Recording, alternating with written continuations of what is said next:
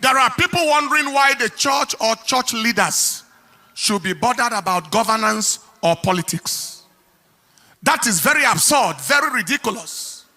It is as ridiculous as asking why a person should be interested in the sanity of the pilot that is to fly him. Guys, welcome to my YouTube channel. If you are new to my YouTube channel, I just want to appeal to you to click on the subscribe button, and if you're not a subscriber, don't forget to hit the notification bell so you have access to my video. Yeah, because on Saturday there's going to be live coverages, and if you are not subscribed, you might not have access to that. So today's video is just about Pastor Paul Enenche trying to explain to us why it's important for both Christians and Muslims to be interested in who is going to rule the affairs of this nation. So, or why a person should be concerned about the expertise of the surgeon that is to perform a major operation on him, or why a person should be worried about the health and hygienic status of the caterer that serves him food. Please understand this. Anyone who is not concerned about those things that concern his existence is a concern himself. The silence of good people is more wicked than the actions of bad people.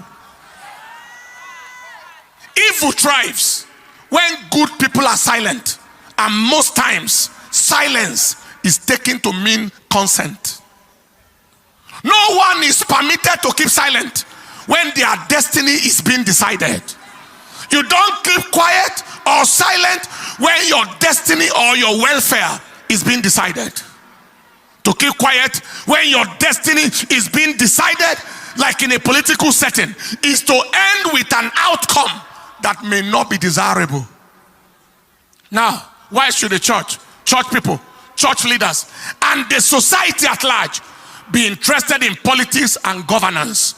Why should we be interested in who heads the government?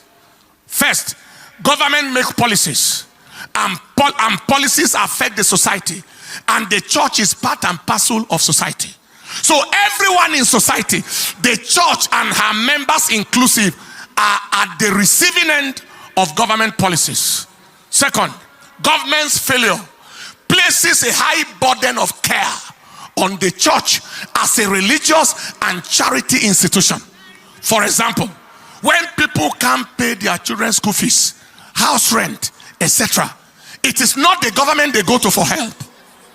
It is the church they come to. When a person's loved ones get kidnapped, the church most times is their first point of call for prayer and emotional support. And someone says the church should not be interested. Government's inability, incapacity, and irresponsibility, leading to insecurity of lives and properties of the citizens, places a high burden of responsibility on the society at large, the church inclusive. Government's policies and actions, listen to this, that forbid religious freedom and facilitate religious persecution and intolerance, especially against Christians and the church, pose very great existential threat to the church. They are against the very life of the church, aimed at reducing or possibly eliminating the Christian population in Nigeria. And somebody say we shouldn't be interested. Many have rapidly forgotten what happened in 2015. There was the presidential candidate of the coalition with a track records that didn't appear favorable. His speeches and actions before then were contrary to religious freedom. Many were warned of what was coming, but it fell on deaf ears. The youth then campaigned, including civil societies and others. They claimed that insecurity will be handled, corruption will be handled, etc. What was the outcome? Escalation of religious intolerance, and the persecution of the church went to another level. According to Stephanos Foundation, headquartered in Jos, between 2016 and 2021, over 5,878 people, mainly Christians, in Christian territories were killed by terrorists in terrorist attacks. Between 2016 and 2021, over 10,715 people, mainly Christians in Christian territories again, were killed by herdsmen, as against 3,041 killed between 2010 and 2015.